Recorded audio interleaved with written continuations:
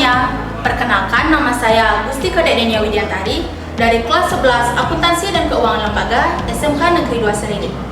Izinkan saya untuk menyampaikan testimoni literasi dari sekolah kami. Jadi, di sekolah kami ada program menarik berkaitan dengan literasi. Namanya Gerakan Segi Lima, yaitu gerakan setiap pagi literasi bersama. Awalnya, saya hanyalah salah satu dari beberapa siswa yang merupakan peserta pasif.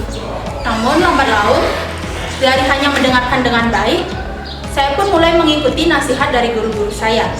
Mulai dengan mendengarkan dengan baik, membaca buku, dan sesekali mengungkapkan apa yang sudah saya baca dan saya dengarkan. Suatu saat, ketika ada kesempatan, saya pun memberanikan diri untuk tampil di depan semua warga sekolah. Awalnya deg-degan juga, karena ini pertama kalinya bagi saya. Dan saya akui, pada saat itu penampilan saya masih kurang memuaskan. Atas kesempatannya, sebelumnya selamat pagi.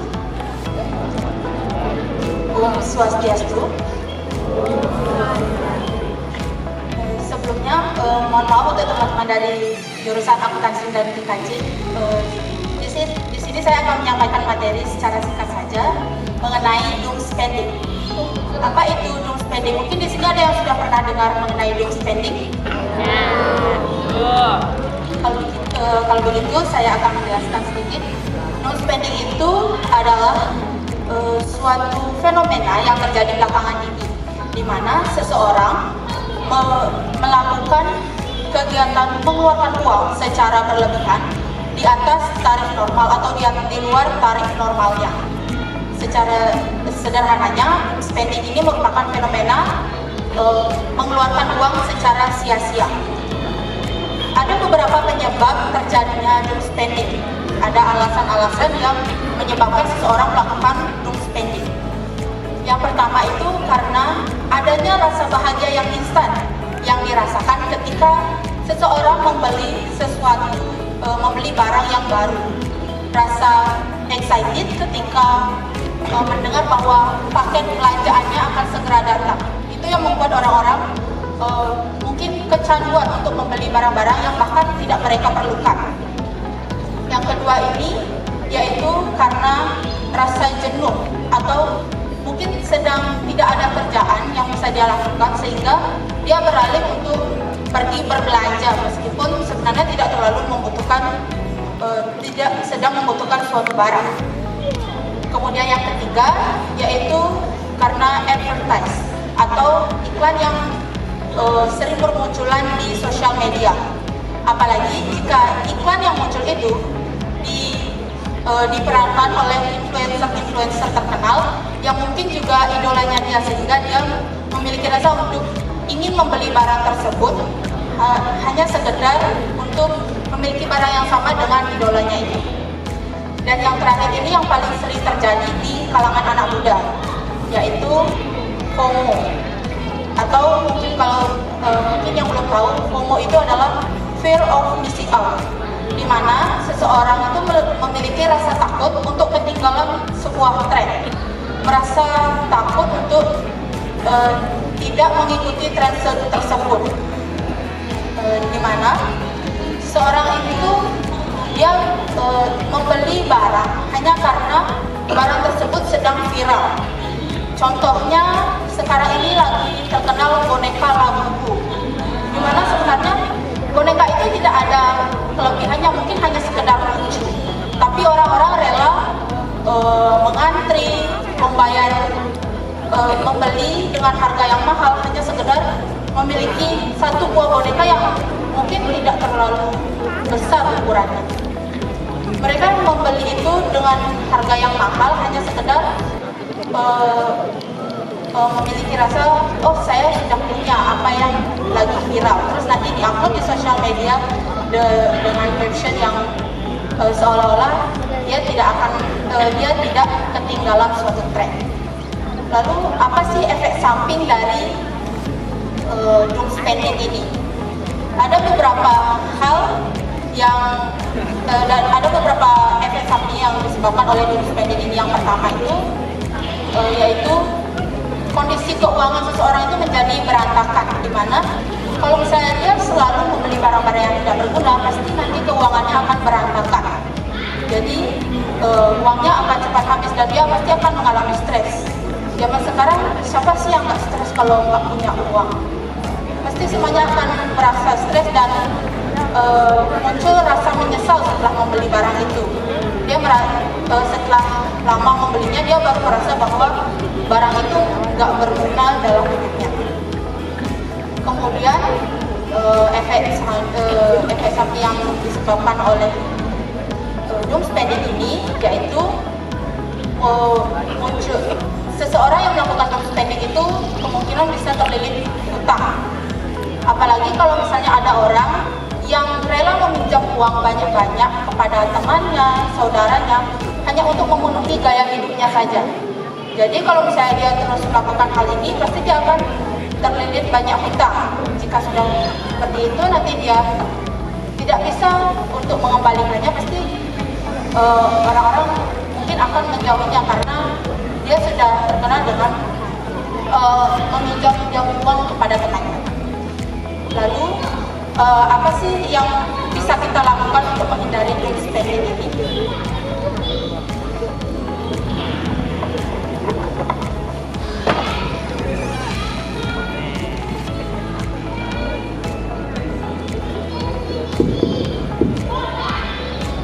Baik, saya akan lanjutkan.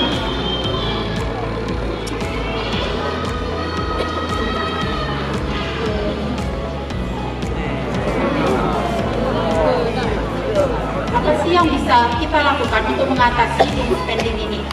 Yang pertama, kita bisa melakukan pencatatan untuk apa sih yang sudah kita beli di bulan ini gitu. Jadi setelah kita melakukan pencatatan, nanti kita bisa lihat barang apa sih yang sudah kita beli. Kita bisa lihat barang mana yang masih bisa dipakai ke depannya dan barang mana yang sebenarnya tidak terlalu kita gunakan. Jadi jika sudah bisa memilah barang-barang tersebut, nanti kita bisa mengecualikan mereka dari daftar belanjaan selanjutnya, sehingga kita tidak lagi membeli barang tersebut.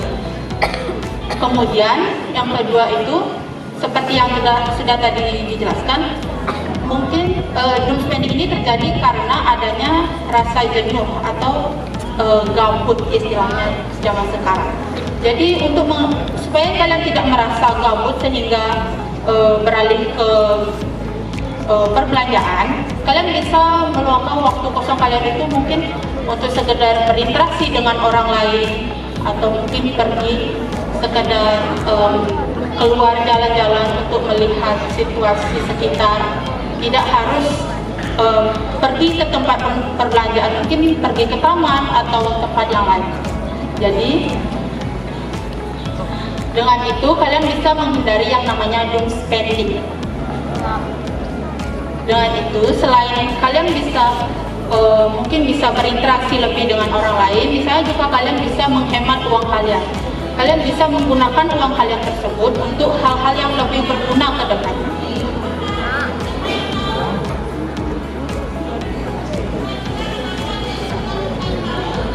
Baik, sekian materi dari saya. Untuk itu, teman-teman semua, mulailah berhemat dari sekarang, karena kedepannya kondisi finansial mungkin saja memburuk ataupun mungkin lebih baik. Tetapi dari sekarang kalian sudah harus bersiap-siap untuk menghadapi kedepannya, karena kita tidak tahu. Mungkin kedepannya semua barang pakai ataupun konsumsi itu mungkin saja jadi lebih mahal. Jadi kalian harus bisa menghemat uang kalian dari sekarang, sehingga kalian tidak terlalu kesusahan ke depannya untuk menghadapi kondisi perekonomian di masa depan. Baik, sekian yang bisa saya sampaikan. Jika ada salah kata mohon dimaafkan. Saya tutup dengan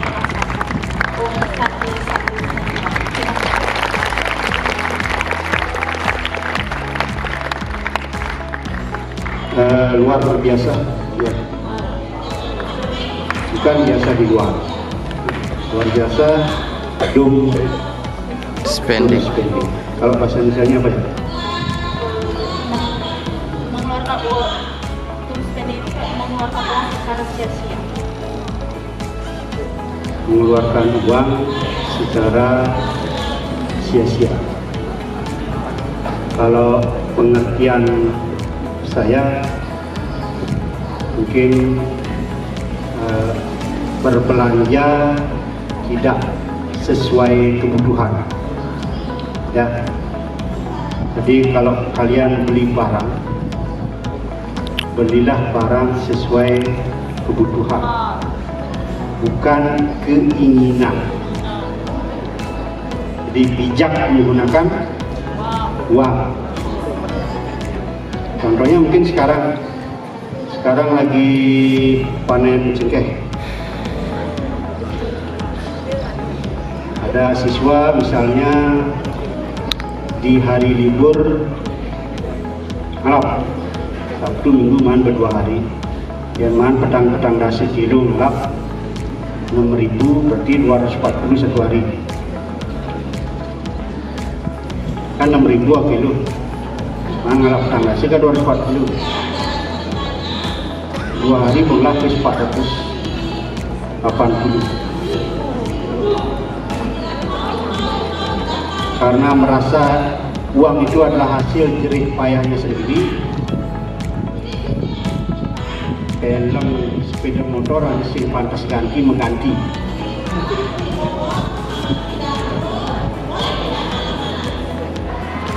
Ya, tapi SPP-nya enggak.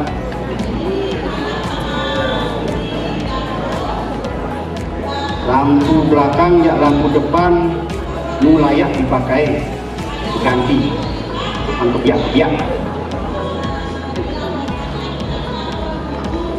kalau buram senang aku petang, karena hanya kebutuhannya adalah sebatas gaya. Kenapa uang itu tidak kalian simpan? Siapa tahu besok kalian mau melanjutkan,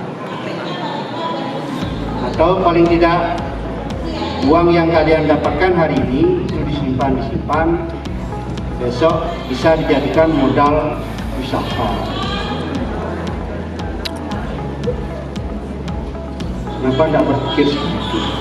Jadi bijak menggunakan uang. Sekali lagi luar biasa literasinya hari ini. Ini adalah mengingatkan kita semua untuk mengelola keuangan.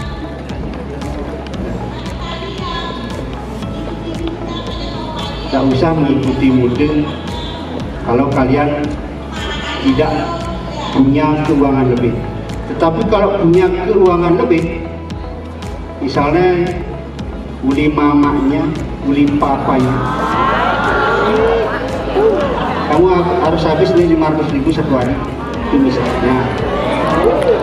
Kalau tidak habis jangan pulang, itu misal. Boleh. Besok swalayan beli baju yang harganya 400, besok lagi beli celana dalam yang harganya 300. Boleh, karena penghasilan orang tuamu mungkin dalam waktu sebulan itu 200 juta sampai 400 juta. Tapi kalau penghasilan orang tuamu hanya 100.000 per hari, itu pun sudah dipotong karena sudah dipinjam untuk beli beras. Maka sesuaikanlah beli barang.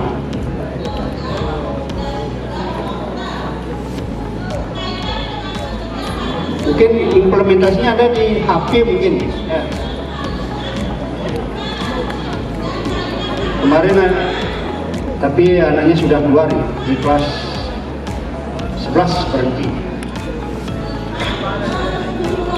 Kelas 11 berhenti karena mungkin ya orangnya tidak mampu, tetapi gaya hidupnya itu seperti sing keuangan aku. HP iPhone, SPP nunggak.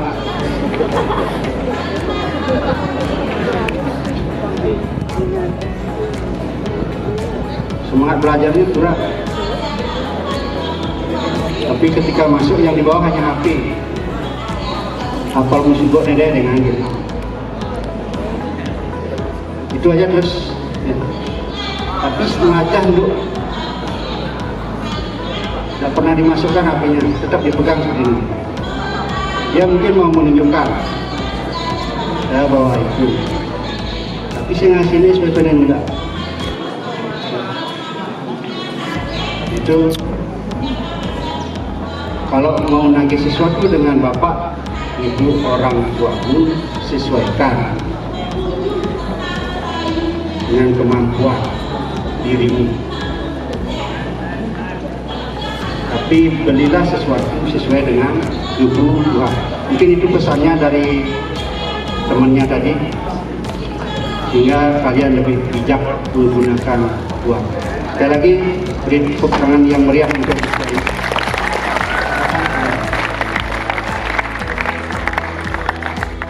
Nah, teman-teman sekalian, bagaimana pendapat kalian tentang penampilan saya di video barusan? Pesan saya, ayo berliterasi. Karena dengan berliterasi, kita bisa menambah wawasan kita dan juga meningkatkan keterampilan kita. Sekian yang bisa saya sampaikan pada kesempatan kali ini. Sampai jumpa.